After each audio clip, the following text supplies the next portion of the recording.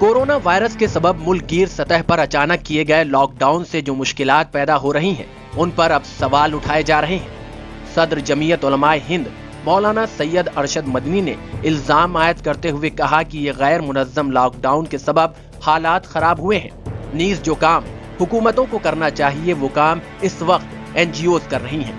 मौलाना मदनी ने एक बयान जारी करते हुए कहा कि एक तरफ कोरोना वायरस जैसी खतरनाक वबा से हिंदुस्तान के अवाम जहां मुस्तैदी से जंग लड़ रहे हैं, वहीं दूसरी तरफ गैर मुनज़्ज़म तरीके से किए गए लॉकडाउन से अब आम लोगों की जिंदगी भी मुश्किल तर होती जा रही है। मौलाना मदनी ने कहा कि कोरोना वायरस के फैलने और लॉकडाउन की वजह से जो हंगामी हालात पैदा हुए हैं, उसके पेश नजर जमीयत उलमाए हिंद की तमाम सूबाई यूनिटों को इस बात की हिदायत कर दी गई है कि वो मजहब की तफरीक के बगैर हर जरूरतमंद की मदद करें।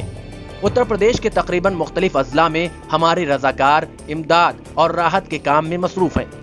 दूसरी रियासतों में भी जरूरतमंदों को राशन और दूसरी चीजें मुहैया कराने की कोशिश हो रही है।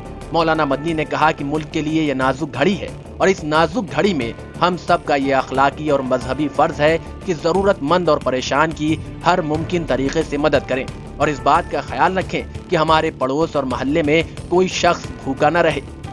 मौलाना मदनी ने कहा कि गैर मुनज़्ज़म अंदाज में जिस तरह लॉकडाउन का ऐलान किया गया, उसके मुज़िर असरात रफ्ता रफ्ता एक खतरे की शक्ल में हमारे सामने आने लगे हैं। दिल्ली उत्तर प्रदेश की सरहद पर बेबस और मजबूर इंसानों का सैलाब ये बताता है कि लॉकडाउन का फैसला लेते हुए हिंदुस्तान जैसे मुल्क पर पड़ने वाले असरात पर गौर नहीं किया गया, जिसकी वजह से लॉकडाउन बेमानी होकर रह गया है। उन्होंने कहा कि इस सूरत में आम शहरियों को जो परेशानी या दिक्कत हो सकती है, उसका भी कोई ख्याल नहीं रखा गया। इस बात का भी लिहाज नहीं रखा गया कि जरूरी अशिया की सप्लाई क्यों कर मुमकिन होगी। 14 अप्रैल की तारीख अभी बहुत दूर है, मगर अभी से जरूरी अशिया की किल्लत शुरू हो चुकी है। मौलाना मदनी ने कहा कि इस तरह के फैसलों से पहले हुकूमतों को इन बातों पर गौर करना चाहिए था, मगर अफसोस ऐसा नहीं हुआ। कोरोना वायरस के फैलाव को रोकने के लिए लॉकडाउन जरूरी था, मगर इससे पहले तैयारी भी की जानी चाहिए थी।